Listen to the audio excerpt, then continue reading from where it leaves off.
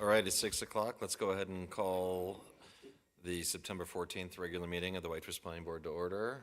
We'll start with the roll call. We can just go ahead and say who's present. Toby Scott? John Middleton. Frank Swain? Whitney Beckham. Scott Freudenberger. All right. Any requests to make any changes to the agenda order tonight? Okay. With that, we'll need a motion to approve the minutes from July 20th. I'll move. I'll second that. Moved and seconded. All in favor? Show of hands. The motion passes unanimously. Moving on to communications from the public. Anything that is not on tonight's agenda? Ed? And you want? Okay. All right. Being that there is no public comment on non-agenda items, we'll go ahead and move to unfinished business where there is none. And we'll go ahead and open the public hearing with our first item, a request by Gordon Tate for a conditional use permit. And we'll open that up to Dave. Excuse me. We'll open that up to Nelson. Yes, so this is a conditional use permit application for to use an existing home as a guest house ahead of the construction of a new primary residence. The site currently has a single-family home and a garage and is located. What's the address? Can I put the address? Yeah, it's 2120 Houston Drive. It's 33,976 square feet, and the owner is Gordon Tate and the applicant's Kate Walker. So the adjacent land uses and zoning is all WSR and the unzoned lake. Single-family residential district. The growth policy designation is suburban. Utilities, so it's currently on septic, I believe. I was talking to the plumber. It's on septic. It's on lake and well water. Otherwise, it's on typical services. So a notice is mailed to adjacent landowners, and a sign was posted on the property. I received 3 public comments by the time of this report, and I placed the 2 comments I received after that on your in front of you. They were typically against the conditional use permit on the basis of there's talk of a private roadway easement that isn't pertinent to the review criteria that I'm looking at today. So to review the findings of fact, for as far as growth policy compliance, the proposed use complies with the growth policy designation of suburban. A guest house is a residential use. So for the setbacks, it's a 25-foot front yard setback, a 15-foot side yard setback, a 20-foot rear yard setback. The building is currently not in compliance with the setback standards. There is an existing deck that encroaches onto the neighbor's property that, as a condition of this permit, will be required to be removed back onto their property.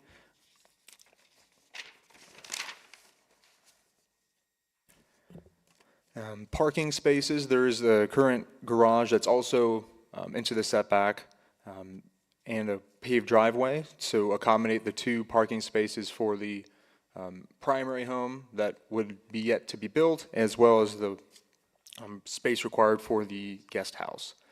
The maximum height is 24 feet. The architect confirmed that it was 22 feet tall. The lot coverage is 25%, and currently it's at 5%, but it'll be confirmed at time of building permit for the next primary home. And it appears to be all guest house standards are being met with this. So it complies with the zoning regulations or will be met at time of, with the conditions of approval. The site has, suitable land area. Existing access is adequate. There's no environmental hazards that would impact the use of the existing home as a guest house. The site plan has effectively dealt with all design issues. It meets the parking, traffic circulation won't be impacted. Any new utilities will be placed underground. Public services and facilities are available and adequate. Response times for police and fire are not anticipated to be affected due to the proposed development, and the property has adequate access to a city right-of-way. It's not anticipated to have a negative neighborhood impact because, noise, dust, smoke, odor, other environmental nuisances are not expected to be associated with the use of a guest house. It's compatible with existing uses of the neighborhood and is consistent with the design, size, and density of the immediate area. Staff's recommendation is to recommend approval for to the planning board. So the conditions, I added a couple conditions that are not typical. So I added condition 7 is that the encroaching deck must be reduced to 5 feet from the property line to meet the building code, or reduced off of the neighboring property and fire rated as required by the building code. I've talked to the builder, and their plans are to just remove the deck to make it come into compliance. Then I also added the guest house height must not exceed 24 feet, but there are no plans currently to extend that height. Any questions?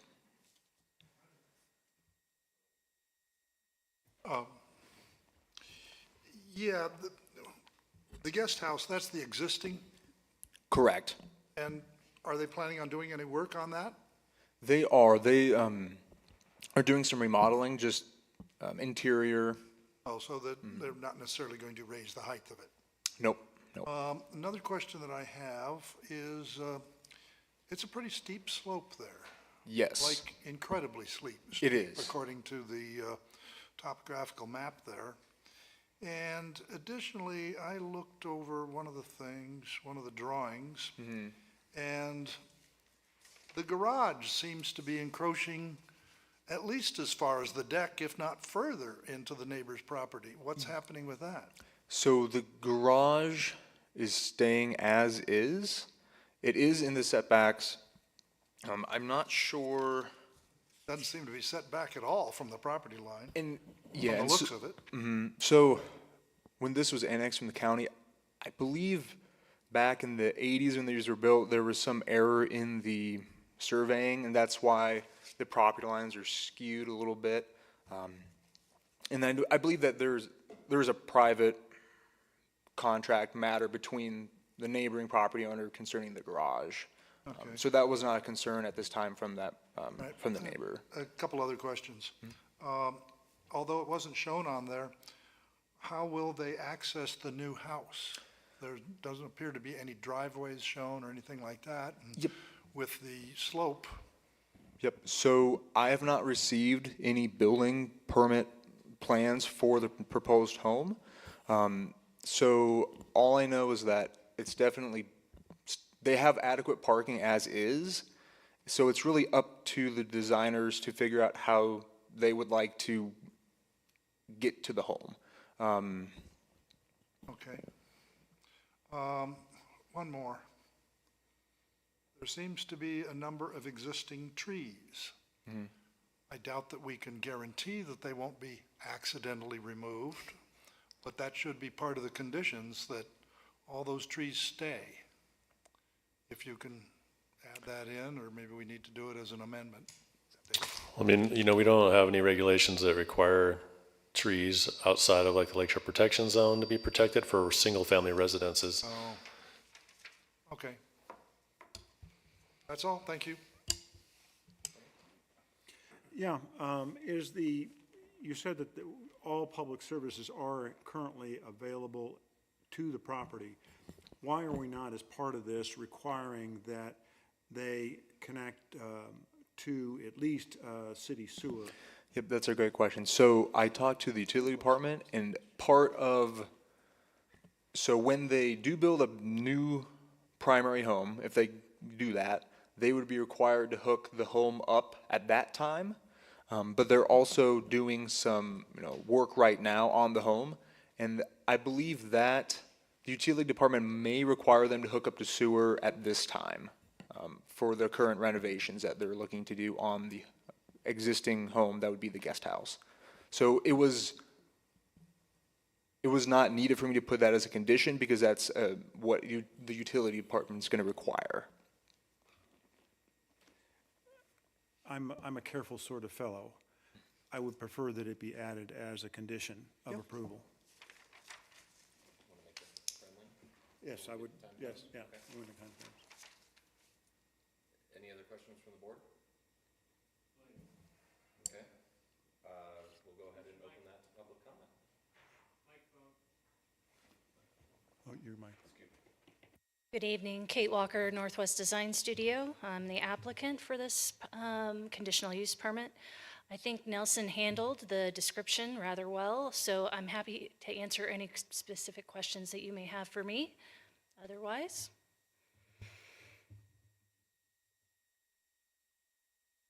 My only question, is that, you're on. okay. My only question is, that new house, there's a steep hill there. Yes, there is. Is it going to be a cantilevered house? No, it is expected to step up the hill. So there'll be several Yes, sir. levels to it? Yes. I'm not the architect, I'm just the landscape architect, so I can't speak to the architecture in any detail, but that is the current proposal. If you're doing the landscaping, you planning on keeping any of the trees or? As many as we possibly can. Okay, thank you.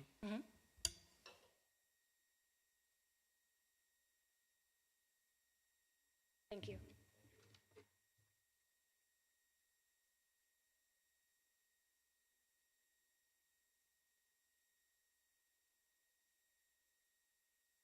Sorry, Jake. Scheduled for the public hearing, correct? Yes. That's it. We're, Anybody else? no. Sorry. I had to correct the mayor many times. No, it's fine. I'm sorry. Ed told us why he was here earlier. It's called in. Sorry. Yes, public comment is closed. Thank you. Go ahead, Scott.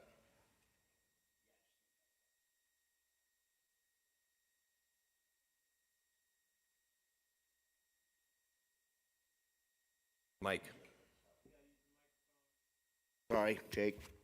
Yeah, I was just talking about the zoning and agreeing with Frank about, connection to city sewer in the future, but I also think that's kind of part of the building permit process when that comes out. So we might be, I don't know if putting in there, but that's just putting the cart right of the horse a little bit. And, as far as the steepness of the slope and all that, I think that comes later with the next house. I think, right? Kind of what we're dealing with here is just, can they use this as a guest house when it comes, which, the way I understand it, is not a permitted use, but conditional use under this zoning designation. And so they're not asking for a zone change or anything like that. They're just wanting to, the deed restrictions of, not rentals and not short-term rentals, long-term rentals, no home office employees and such. It just seems to me that stuff comes later. That's all I'm saying, when we're, board discussion. Right. Yeah. I want, and to the, Go ahead, Frank. okay. Yeah. To the point is, I'm going to move to approve this, but I'm going to ask to at least add a friendly amendment to the, and condition. But what I would like to make clear is that the complaints that we're getting, or some of the complaints we're getting here, or the notes that we've gotten from the public in opposition, is essentially to make this as if this were to become a rental or high traffic type of use, and it's not. Specifically cannot be rented, cannot be used as an office, cannot be used as a home office. It's simply a guest house. And so many of the concerns, I think, will be dealt with through that. And with that, I would move to approve WCUP 23-04. Okay, the motion is first and seconded. I would also move to add a last condition that, as required by the building code, this facility shall be connected to city sewer in any case. I will second that, friendly. So on the first motion to approve, excuse me, on the second motion for the friendly, could I see show of hands, all in favor? Okay. The friendly amendment passes unanimously.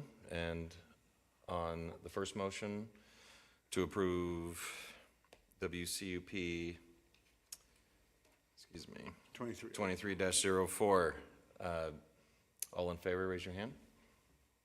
That also passes unanimously. Cool. Thank you.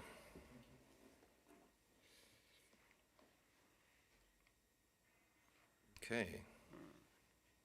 Moving on to proposed zoning text amendments, staff report WZTA 23-07. And this is Dave. Good evening. Take off my taking minutes hat and jump into the presentation. So this last spring, Senate Bill 528 was passed by our legislature. That specifically addressed accessory dwelling units. That goes into effect on January 21st, or January 1st, 2024. And there's certain things that's requiring us to change our current regulations. So some of the things that they're requiring is that an ADU can go up to 1,000 square feet or 75% of the gross floor area of the house. We can't require any additional parking spaces for an ADU. We can't have any design standards with regard to ADUs. We can't have anything in our code like we used to, that the single family home or the ADU be occupied by the owner. We can't make it any requirement that there be some kind of a family or marital or employment relationship between the occupants of the single family home and the occupants of the ADU. We can't charge impact fees, which is big. And then we can't require certain street improvements as part of it. And we can't set a maximum building height or setback or lot size or minimum lot coverage or minimal building frontages any more restrictive than a single family home, which that is a little bit concerning because it means somebody could potentially build an ADU that was up to 35 feet high because that's the building height restriction for single family homes. Currently, it's limited to 26 feet for ADUs in our code. And the square footage is limited to 600 square feet. And then we also had a incentive program of rental locals that enabled you to go to 800 square feet and reduce your parking. So because of these changes, our incentive program is basically useless because part of the incentive was to rebate impact fees, building permit fees. You could go a little bigger and you didn't have to provide parking. So all of those things have been eliminated by the state. And so we're just getting rid of that whole rental locals program. We only had one person apply for that so far in the year that it's been in effect. So maybe it's no great loss, but it is what it is. So based on that, we do have some code changes we're proposing into our accessory dwelling unit standards as well as our accessory building standards and our definitions in order to implement this. There's an additional change that something Nelson brought up, and I'm going to have you guys make a friendly amendment to change, and that's in 1131B, in the first sentence of that, where it says an accessory dwelling unit may be detached from or attached to a primary single-family dwelling or attached to a garage located, and it says the word behind, and that needs to be struck because we can't be more restrictive, so we can't require that an ADU be located behind. So it's just going to say attached to a garage located on the same lot. Some of the other changes that we're making is the interior habitable floor area must not exceed 1,000 square feet or 75%, that portion that we talked about. Reduces the off-street parking spaces, and then the rest of those changes are getting rid of the incentive program that we had. And then the stuff in the accessory building standard, we have requirements for building height for accessory buildings, but we can't apply them if there's an ADU in the building. And so it talks about no accessory building, with the exception of a detached accessory dwelling unit, may exceed 24 feet in height. And then it talks about being set forward to the foundation line. We also made that change. No accessory structure, with the exception of accessory dwelling unit, may be set forward to the foundation line. And then the other thing that we changed is just in the definition of ADU, getting rid of this section that talks about the deed restriction if someone was doing a part of that program. The rest of that is fine. So otherwise, because we're kind of made to do this by the state, it isn't really something that's in conformance with our growth policy. However, there are portions of our growth policy that talk about housing. This will incentivize creating more ADUs, which could potentially create more affordable housing in the long run, even though they might be bigger than what we might have wanted or taller. So staff does recommend approval of this, and I'd be glad to answer any questions you have. My only question, I think you addressed it, that the ADU can be forward of the main house. It can, because we can't make it more restrictive. Yeah, and I guess my only other question, which I put at the very end, do we have a choice, or are these proposals required by the new law? They're part of the state law, so we have to do it, yes. Okay. Any other questions for staff? Okay, we'll go ahead and open public comment. No public comment, so we'll go ahead and look for a motion. I'll make a motion to approve WZTA 23-07 for legislative revisions regarding ADUs as presented by staff. And there was a friendly in there also that you were requesting, right? What was the second? 11.3.1B? You have a second? We need a Second. I'll second, I'll excuse me. second. Yeah, done. Was, To strike behind. I'll make a motion for a friendly amendment to section 11.3.1B to strike the word behind from the sentence. Second. All right, so on the friendly, all in favor, please say aye. Aye.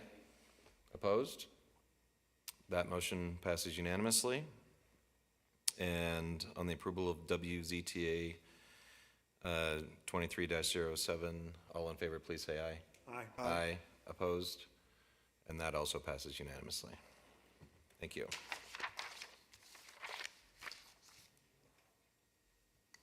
Moving right along. Let's go to staff report WZTA 23-08, and this is also Dave, I believe. Correct.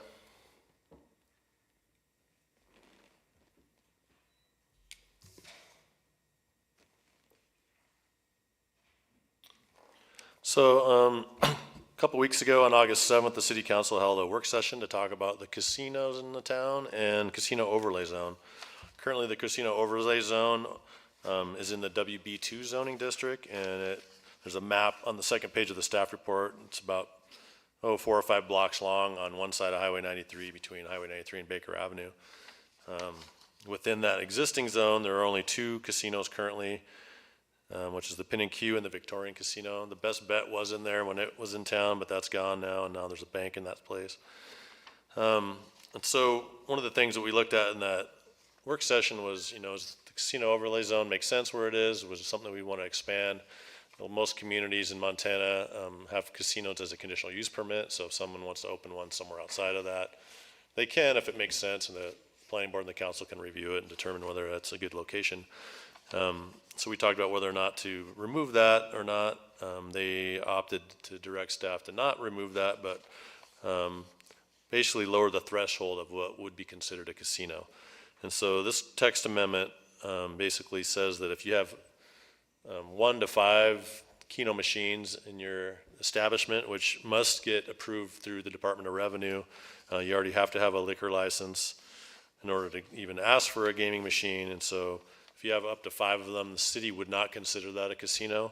So 6 or more gaming machines, then they would have to be located within that casino overlay zone if a new one were to operate. We do have quite a few grandfathered existing casinos in town that are not in that zone. We've had one of them, I think about 5 or 6 years ago, the VFW came in, and if you have an existing grandfathered use through a conditional use permit process, you can ask to expand that. And I think they asked for like 3 more machines than they had before, and so the council granted that. So those existing ones do have the opportunity to potentially expand if they want to. We've had several go away. Casey's just removed all their Keno machines. They previously got rid of their poker tables a couple years ago. That one's gone. Once an establishment gets rid of their machines and they're outside that zone, if they're gone for 6 months or more, then they can never bring them back. So we've had several previous casinos go away over the years. One of those was the old Dire Wolf Best Bet location, which used to have machines, no longer does. But with this scenario, potentially a place like the Montana Tap House could, if they got approval from the Department of Revenue, have a couple of gaming machines and not be considered a casino. So that's basically the gist of the amendment. All we're doing is changing the definition of casino. We made a little change because it used to be called the Department of Justice that oversaw that. Now it's the Department of Revenue. And we just made it so that the definition says any establishment licensed by the Department of Revenue for 6 or more gambling machines or gambling devices and is licensed for and conducts the following types of gambling: Calcutta pools, live card games, live card tournaments, and live keno would be considered a casino. So one of these establishments that had less than 6 machines, they couldn't do, poker tables or have live keno or other types of things, but they could have a couple of machines tucked in by their pinball tables or whatever. So that's pretty much the overview of the staff code amendment.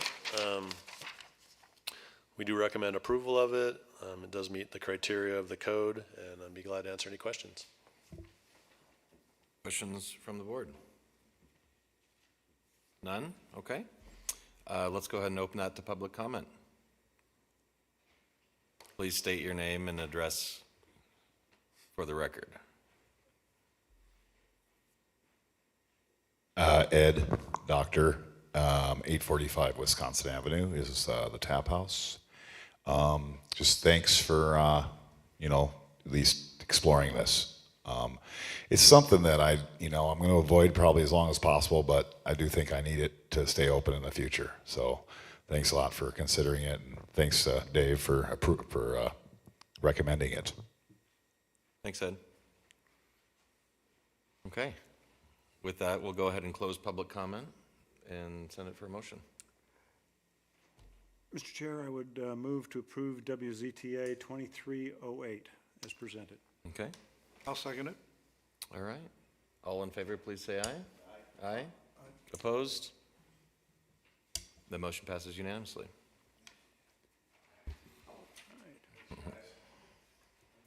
Thanks, Ed. Thanks, Ed. Any matters from the board? Any matters from staff? We had our growth policy kickoff meeting a couple weeks ago on Wednesday night, the 24th, and we had about 120, 130 people show up for that. Packed house out in the hallway. Community's very interested in what we're doing with that growth policy update, and mostly it was just to turn them on to our Engage Whitefish website. And so they'll give the people opportunity to get engaged. We move forward. The next step will be the visioning, which we anticipate, later in the fall. We're just kind of starting that step and still working on the existing conditions part of things. And then all of the planning staff are going to be out all next week at the Montana Planners Conference in Butte. So we'll all be doing training and learning more about House Bill 382 and what's going on statewide in the planning world. That's all we have. Sounds good. Go ahead, Frank. Just a comment, Dave. I mean, number of things I've heard, and you've heard it from the public comment. I hope that in addition to Explore Whitefish or whatever the website we've got that's going to deal with this, that we're also going to hold some neighborhood-oriented and place hearings or forums, because that's when we went through the growth policy the last time. That was really, I think, important to engage the community when they knew it was going to be in their area and they'd show up. And it was like everybody I've talked to or everybody that's approached me has said, I sure hope we do that again. So I hope. Yep. When we start our land use element of things, I think that's when we're, the visioning is going to be more kind of broad general, but as we go through the land use portion of things, we plan on holding visioning and public meetings in different parts of town and focusing on different areas. Okay, for that, good. so. And just for your own purposes and everything else, you may want to publicize that fact or somehow get that word out there so people are not concerned that that's not going to happen. So just get ahead of that one. Yeah, appreciate that. Yeah. Thanks, Frank. I agree. They need to know where. Yeah, They I won't mean, all that participate, stuff's and in then our we'll- public engagement Yeah, plan. yeah. So if they read the plan, they'll see that in there. Okay. Anything else from staff? Are we good? All right. Availability for October 19th. You're out. Yeah. You'll be here, Scott? Whitney? I'm a maybe on October 19th. Okay, Well, I- if Steve's not here, I can be here. okay, Yeah. great. And with that, a motion to adjourn? Move to adjourn. Second? All right, Done. thank you. Thanks. Thanks, everybody.